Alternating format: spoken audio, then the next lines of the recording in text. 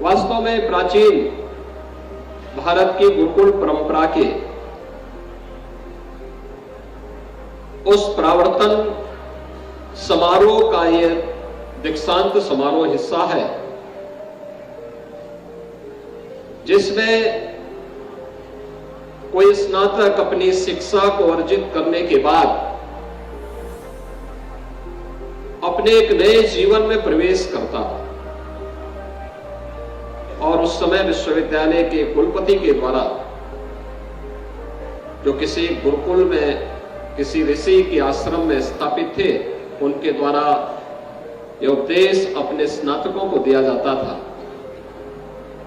कि सत्यम वद धर्मम चर,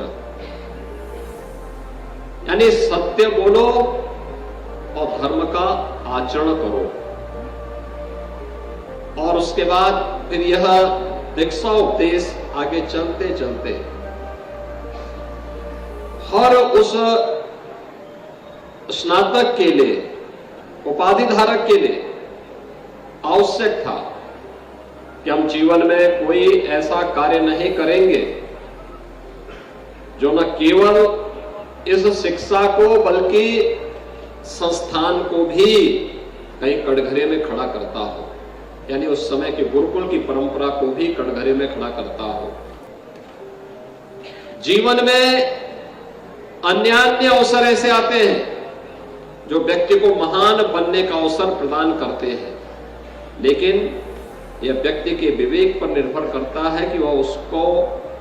अपने अनुरूप ढालने की सामर्थ्य रख पा रहा है कि नहीं रख पा रहा है, और इसके लिए उसका श्रद्धावान बनना। याद रखना, आप रामचरितमानस पढ़ते होंगे और रामचरितमानस में तुलसीदास जी भी कहते हैं, हमारे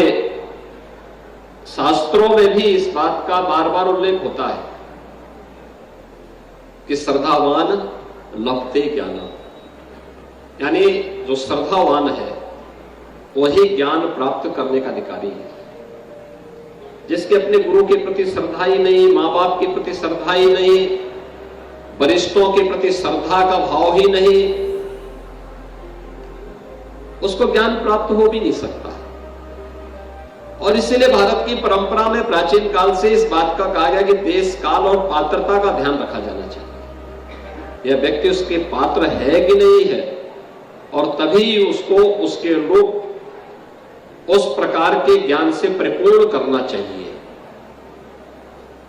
तैत्तिरीय उपनिषद का यह मंत्र आज हजारों वर्षों के बाद भी भारत के अंदर दीक्षा उपदेश बनकर के हमारे युवाओं को एक भावी जीवन में आगे बढ़ने के लिए प्रेरित करता है। वास्तव में दीक्षा का अंत नहीं है, एक नए जीवन की शुरुआत है,